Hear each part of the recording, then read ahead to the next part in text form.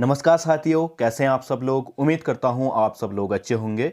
तो स्वागत है आपका हमारे YouTube चैनल की एक और वीडियो में। आज की वीडियो में हम बात करेंगे सामान्य अध्ययन के 20 महत्वपूर्ण MCQ की, जो कि हमारी आगामी परीक्षाओं की दृष्टि से बहुत ही महत्वपूर्ण है। साथ ही साथ इसके हम जो भी जितने सवाल हैं इनके साथ इनके अन्य फैक्टों की भी बात करेंगे, जिससे क्या होगा, हमारा फास्ट रिवीजन भी हो जाएगा और अन्य चीज़ें अगर हमारी छूट गई हैं तो वो भी रिकवर हो जाएंगी यहाँ पे। तो बहुत ही इंपॉर्टेंट वीडियो होने वाली है ये, इसको अंत तक जरूर देखिएगा। तो चलिए वीडियो को शुरू करते हैं। तो जो पहला सवाल है, अकबर ने इलाहाबाद नगर की स्थापना किस वर्ष की थी। तो अकबर ने इलाहाबाद नगर की स्थापना की थी 1575 ईस्वी में। ठीक है, और इलाहाबाद का अर्थ होता है अल्लाह का शहर। ठीक है, अल्लाह का शहर होता है, जिसको बाद में यूपी सरकार ने चेंज करके अभी कर दिया गया है प्रयागराज। ठीक है, वर्तमान में इलाहाबाद का नाम बदल के क्या कर दिया गया है, प्रयागराज कर दिया है। पर शुरुआत में अकबर ने जब इस नगर की स्थापना की थी 1575 ईस्वी में, तो इसका नाम रखा गया था इलाहाबाद, जिसका अर्थ होता है अल्लाह का शहर। फिर है अगला, विजयनगर साम्राज्य का पहला संस्थापक कौन था। तो विजयनगर साम्राज्य की सबसे पहले बात कर लेते हैं, इस साम्राज्य की स्थापना कब हुई थी। तो इस साम्राज्य की स्थापना हुई थी 1386 ईस्वी में, और इसमें के संस्थापक जो थे वह थे हरिहर। ठीक है, हरिहर एवं बुक्का नामक दो लोगों ने की थी, हरिहर बुक्का। ठीक है, इस चीज को आप लोग ध्यान में रखिएगा और नोट भी कर लीजिएगा। तो इसकी स्थापना किसने की थी, हरिहर और बुक्का नामक दो व्यक्तियों ने की थी 1386 में। ठीक है, और इसका जो पहला राजवंश बना था वह बना था संगम वंश। ठीक है, संगम वंश, यानी कि ऑप्शन ए क्या होगा यहाँ पे सही होगा, और इसके संस्थापक थे हरिहर प्रथम। ठीक है, हरिहर प्रथम क्या थे, इसके पहले संस्थापक थे। फिर बात करते हैं हम, बादशाही मस्जिद कहाँ स्थित है, अगला सवाल। तो बादशाही मस्जिद स्थित है हमारा लाहौर में। और बात करें अगर इसकी स्थापना किसने की थी, बहुत ही महत्वपूर्ण है ये। तो इसकी स्थापना की थी 1671 से 73 के बीच में। ठीक है, इसका निर्माण कार्य जो चला था 1671 से और 73 के बीच में चला था इसका जो निर्माण कार्य है, और इसका निर्माण करवाया था बादशाह, ठीक है, मुगल बादशाह औरंगजेब ने। यह भी बहुत ही महत्वपूर्ण हो जाएगा अन्य फैक्ट में, औरंगजेब ने इसका निर्माण कराया था। ये स्थित कहाँ है, लाहौर में। ठीक है, फिर बात करेंगे इंदिरा सागर बांध किस नदी पर स्थित है। तो इंदिरा सागर बांध जो है वह स्थित है मध्य प्रदेश में नर्मदा नदी पर। ठीक है, अगर इसकी स्थिति की बात करें और कौन से स्टेज में स्थित है, तो ये स्थित है हमारा मध्य प्रदेश में, और नर्मदा नदी में स्थिति क्या है, हमारा बांध है। और इसकी स्थापना की बात करें तो 23 अक्टूबर 1984 को, ठीक है, इंदिरा गांधी जी ने इसकी क्या रखी थी, नींव रखी थी। इसी कारण इनके ही नाम से जो इस सागर का बांध का नाम पड़ा, इंदिरा सागर बांध। ठीक है, और इस फैक्ट को भी आप लोग ध्यान में रखिएगा। इसकी जो नींव रखी गई थी 23 अक्टूबर 1984 को इंदिरा गांधी जी द्वारा रखी गई थी।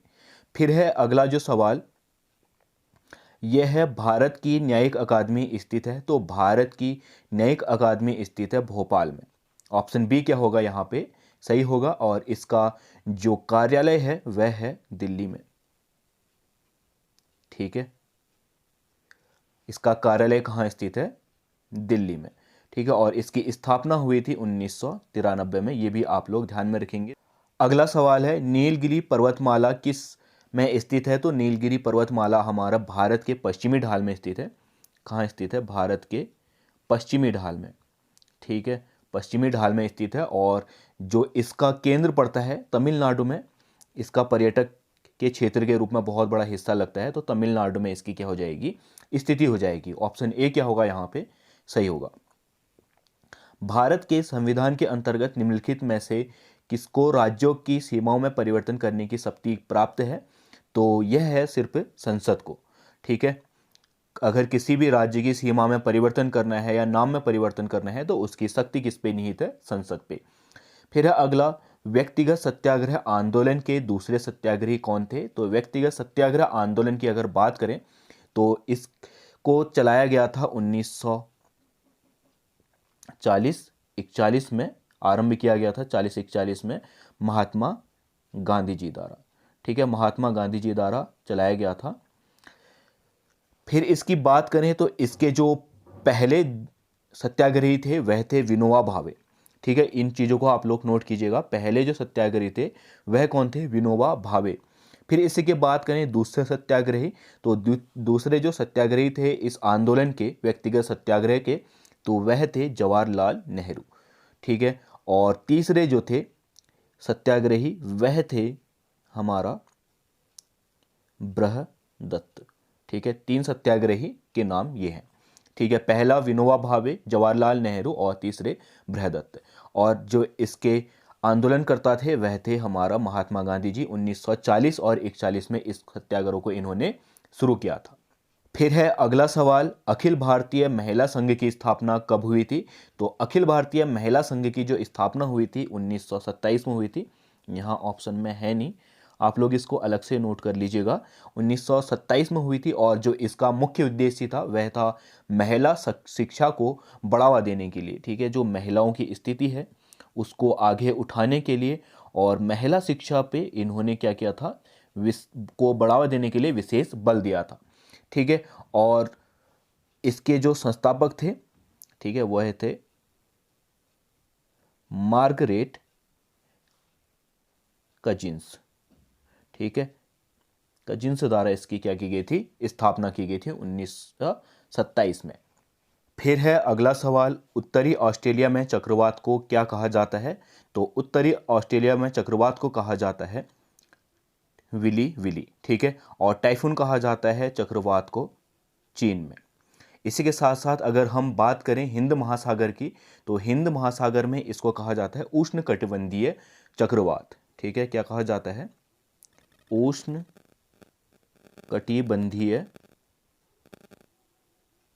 चक्रवात, ठीक है। इस बात को भी आप लोग ध्यान में रखेंगे, ठीक है। फिर है अगले बात करें अगले सवाल की, तो संसद के गठन का उल्लेख किस अनुच्छेद में किया गया है? तो जो संसद है उसका उल्लेख किया गया है अनुच्छेद 79 में, यानी कि ऑप्शन ए क्या है यहाँ पे सही है। और इसमें क्या कहा गया है कि राज्य और लोकसभा से मिलकर क्या बनेगी? संसद बनेगी। जो इसमें उल्लेखनीय है वह है राज्यसभा, इसको हम आरएस कर देते हैं, और लोकसभा, इन दोनों से मिलके किसका निर्माण होगा? संसद का, ठीक है। ये बताया गया है हमें अनुच्छेद 79 में। फिर बात करें अगर इसके अन्य जो ऑप्शन है, जैसे इसका अनुच्छेद 80 है, तो अनुच्छेद 80 बताता है कि राज्यसभा के गठन का प्रावधान कैसे होगा, उसमें अधिकतम जो संख्या है, जैसे इसमें क्या है, राज्यसभा में अधिकतम जो सदस्यों की संख्या है वह क्या है? 250। तो इसके 200 और इसमें से 12 सदस्य क्या होते हैं? राष्ट्रपति द्वारा मनोनीत होते हैं, ठीक है। वह शिक्षा के क्षेत्र में या विज्ञान के क्षेत्र में जो उल्लेखनीय कार्य करके आते हैं उनको दिया जाता है, या कोई खेल क्षेत्र में है वह उनमें से, उन क्षेत्रों में से 12 जो मनोनीत करता है वह कौन करते हैं? राष्ट्रपति, ठीक है। तो ये क्या हो गया? 80 हो गया जो राज्यसभा का गठन का प्रावधान करता है। फिर बात करें अनुच्छेद 81 की, तो 81 हमारा लोकसभा में सदस्यों की संख्या और उसकी अधिकतम संख्या का बताता है। जैसे लोकसभा में अधिकतम संख्या जो है सदस्यों की वह है 550, ठीक है, निर्वाचित सदस्य ये, ठीक। तो ये सब क्या है? अनुच्छेद 81 के प्रावधान है। फिर बात करें अगले सवाल की, तो अगला सवाल है अंतर्राष्ट्रीय न्यायालय की स्थापना किस वर्ष हुई थी? तो अंतर्राष्ट्रीय न्यायालय की स्थापना हुई थी 18 अप्रैल 1946 को, ठीक है। 18 अप्रैल 1946 को अंतर्राष्ट्रीय न्यायालय की स्थापना हुई थी। और इसका जो मुख्यालय है, यह भी बहुत बार पूछा जा सकता है, बहुत ही महत्वपूर्ण है। मुख्यालय कहाँ है इसका? हेग में, ठीक है, मुख्यालय हेग में है। और जो इसकी स्थापना हुई थी, सबसे पहले जो इसकी स्थापना शुरू हुई थी वह हुई थी सुनो जून 1945 में, ठीक है। और इसका जो कार्य शुरू हुआ था 1946 से हुआ था, तो इसकी स्थापना 1946 ही मानी जाती है, ठीक है। और इसका मुख्यालय भी मैंने बता दिया है आपको, हेग में है। फिर है अगला, न्यूनतम संसाधनों में अधिकतम उत्पादन को क्या कहा जाता है? देखिए इसको कहा जाता है अर्थशास्त्र, अगला जो सवाल है वह है केंद्रीय सांख्यिकी संगठन की स्थापना कब हुई थी। तो सबसे पहले समझ लेते हैं केंद्रीय सांख्यिकी संगठन है क्या। यह वह संगठन है जो भारत में वार्षिक सर्वेक्षण और आर्थिक गणना करता है। ठीक है, वार्षिक सर्वेक्षण और राष्ट्रीय जो हमारे देश है उसकी आर्थिक गणना करता है, उसकी आर्थिक स्थिति के हिसाब से उसकी आर्थिक गणना की जाती है। ठीक है, और यह सिर्फ भारत के परिप्रेक्ष्य में नहीं, यह विश्व में भी इसका एक विश्व अंतर्राष्ट्रीय जो सांख्यिकी संगठन है वह भी स्थित है। ठीक है, तो ये तो हो गया क्या इसके कार्य। अब बात करें अगर इसकी स्थापना की भारत में, तो यह इसकी स्थापना हुई थी 2 मई 1951 को। ठीक है, पूरी अगर डेट की बात करें 2 मई 1951 को इसकी क्या हुई थी, स्थापना हुई थी। और भारत की में अगर इसके जनक की बात करें तो भारत में इनके जनक है प्रशांत चंद्र महालनोबिस। ठीक है, महालनोबिस ने क्या की थी, इसकी स्थापना की थी 1951 में। ठीक, तो यहाँ पे दो तरीके से सवाल बनते हैं, एक तो भारत की दृष्टि से, और बात करें अगर हम विश्व में, तो विश्व में जो सांख्यिकी संगठन है इसकी स्थापना हुई थी 1915 से 25 के बीच। ठीक है, और जो इसके जन्मदाता थे या जनक थे वह थे फिशर। ठीक है, यह बहुत ही महत्वपूर्ण है, इसको आप लोग ध्यान में रखिएगा। और बात करें अगर भारत में इसका मुख्यालय कहाँ स्थित है, तो केंद्रीय सांख्यिकी संगठन का मुख्यालय स्थित है कोलकाता में। ठीक है, कोलकाता में इसका क्या है, मुख्यालय स्थित है। इस बात को भी आप लोग नोट कर लीजिएगा।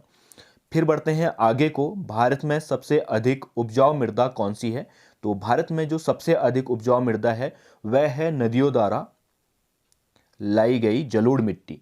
ठीक है, जलोढ़ मिट्टी नदियों द्वारा हिमालय में जो बड़े बड़े पहाड़ हैं उनका अपरदन करके लाते हैं, और जब ये मैदान में पहुंचती हैं नदियां, तो यह अपने बहाव में जो छोटी छोटी मिट्टी होती है उसको बिछाना शुरू कर देती है मैदानों में, और उसी मैदानों को क्या कहा जाता है, उस मिट्टी को जलोढ़ मृदा कहा जाता है। और यह सबसे क्या होती है, उपजाऊ मृदा होती है, क्योंकि इसमें हर साल जो नदी है वह अलग नई नई मिट्टी लाती रहती है और वहाँ पे चढ़ाते रहती है उस पर। ठीक है, तो सबसे जो अधिक उपजाऊ मृदा है वह है जलोढ़ मृदा। फिर है गाइडिंग सोल किसकी रचना है, तो गाइडिंग सोल जो है वह है एपीजे अब्दुल कलाम की रचना। ठीक है, और इसमें इनके सह लेखक थे, सह लेखक की बात करें तो सह लेखक इसमें इनके थे अरुण तिवारी। अरुण तिवारी, इसको भी आप लोग नोट कर लीजिएगा। अरुण तिवारी क्या थे, इसमें इसके सह लेखक थे। फिर है तिलैयाबाद किस नदी पर स्थित है, तो तिलैयाबाद अगर बात करें राज्य की तो यह झारखंड में स्थित है, और झारखंड में बराकर नदी में दामोदर घाटी परियोजना में क्या है, यह स्थित है। ठीक है, अगर नदी की बात करेंगे तो बराकर नदी, और परियोजना की बात करेंगे तो दामोदर घाटी परियोजना। फिर है मैं नास्तिक क्यों हूं पुस्तक किसकी रचना है, तो यह रचना है भगत सिंह की। जब ये 1931 में लाहौर सेंट्रल जेल में थे तब इन्होंने इस पुस्तक का रचना की थी। लाहौर सेंट्रल जेल में 1931 में इन्होंने यह पुस्तक लिखी थी जेल में ही। और जो इसका पहला संस्करण छपा था वह छपा था एक अखबार में, और उस अखबार का नाम है दी पीपल। ठीक है, और यह संस्करण जो छपा था वह छपा था 27 सितंबर 1931 को। ठीक, फिर बात करें अगर अगले सवाल की, तो अगला सवाल है हंटर आयोग किस वायसराय के काल में गठित हुआ था। तो हंटर आयोग की स्थापना हुई थी लॉर्ड रिपन के काल में, और हंटर आयोग विलियम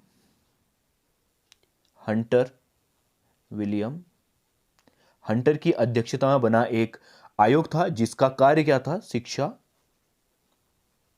ठीक है, भारत में शिक्षा को बढ़ावा देना, जो उसकी मध्यम स्तरीय और उच्च स्तरीय शिक्षाएं हैं या प्राथमिक शिक्षाएं हैं उनको बढ़ावा देना और इन शिक्षा में सुधार करना, यह क्या था, इस हंटर आयोग का कार्य था।